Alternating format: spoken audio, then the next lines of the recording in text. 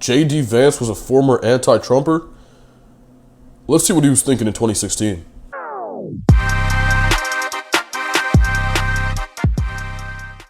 Never Trump guy.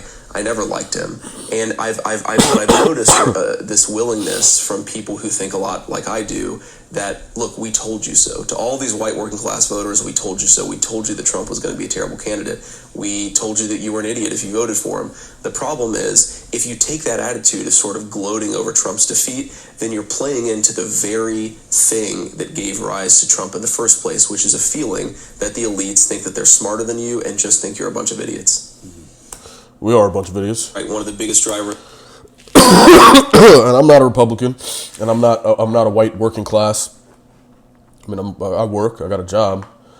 Shit, let's not get into that right now. But J.D. Vance, man. I mean, this just shows, and I respect J.D. Vance as a politician. First of all, J.D. Vance married to an Indian woman, so I don't know how the Republicans feel about that.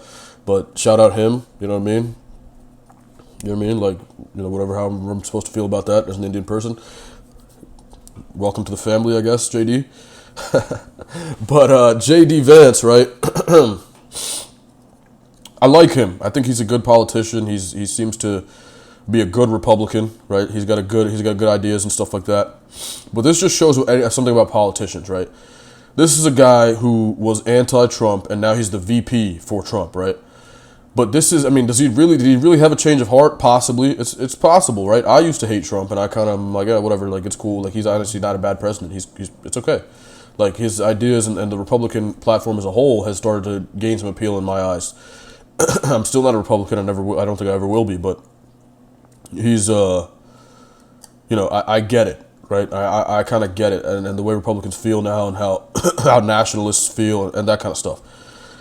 But when a guy can change his tune like this, like, is it for career advancement, and are these all just strategic moves he's making? Is all this stuff he was saying in 2016 because he thought that was the performative correct thing to do to get support and gain a following within the party? Because everybody was shitting on Trump, so let me do it too. Let me get some points. And then now it's like, okay, well, I can be the VP, so, oh, Trump, I love you, man, I love you. You know what I'm saying? Like, the politician shit, that's the politician gene, I feel like.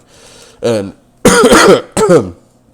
look, at the end of the day, NBA players, right? NBA players are going to go on that podium, and if they're asked about, like, Israel or something controversial, they're going to give a non-controversial response, because who cares, bro? We're making millions of dollars. Let me not get myself involved in that shit, right? I'm just going to stay clean, not get into controversy, and live my life. And I get that. That's completely natural. That's completely smart, honestly. But that's the same thing with these politicians, man. It's like, okay, I should take this stance now because it'll get me in favor of this group within the party, and maybe they'll be in power next, so I should say this. Okay, wait, now I should say this now because, you see what I'm saying? Like, it's just all fake.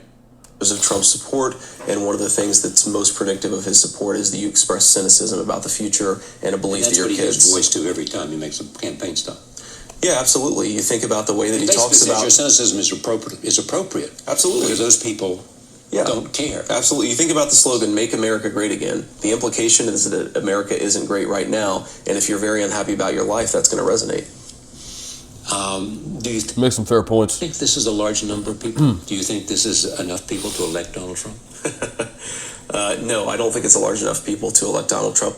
I think that this election is. He was wrong about that. Really having a negative effect, especially on the white working class, right? Because I think a lot of these grievances are legitimate, but what it's doing is it's giving people an excuse to point the finger at someone else. It's point the finger at Mexican immigrants or Chinese trade or the Democratic elites or whatever else. And sometimes these villains are legitimate. I think it's totally fair to say that the policy elites of the Democratic Party haven't been totally concerned about the white working class. But at the same time, fundamentally what's going on and what Donald Trump has done is change the focus of the white working class from a sort of engaged and constructive politics to a politics of pointing the finger. The media is sort of.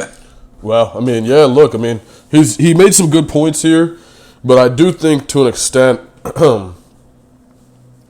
those people have a point, right? Like, at the end of the day, a lot of these people are nationalists.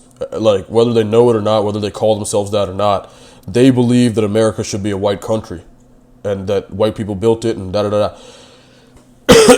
I disagree with that.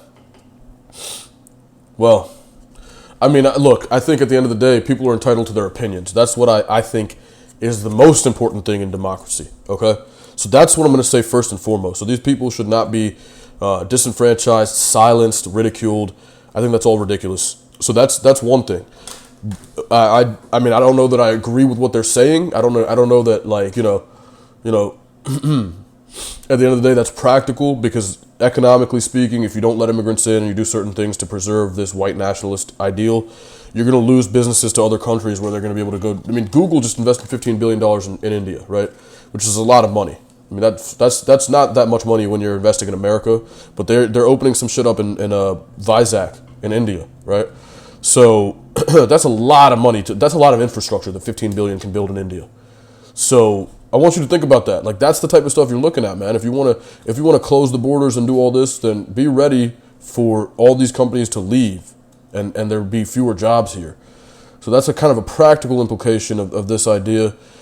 And this is also why I think reparations are a Republican ideal, because if you were to curb immigration by improving the quality of life in other countries and reduce the demand, that would likely be a little bit smarter long term, you know, than doing, you know,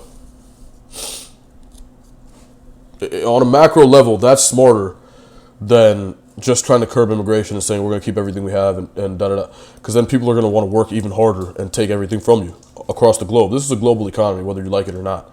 So those are the things to consider, really. Asked me to be the spokesman for the working class voter who's voting for Trump, right? But as somebody who doesn't like Trump myself, I understand where Trump's voters come from, but I also don't like Trump himself, and that's made me realize that maybe I'm not quite part of either world. So, I mean, yeah, he doesn't really expound upon why he doesn't like Trump too much. He just says he doesn't like him. And I think it's because his rhetoric and his cynicism, or I guess the cynicism that comes with the people that his constituency, really.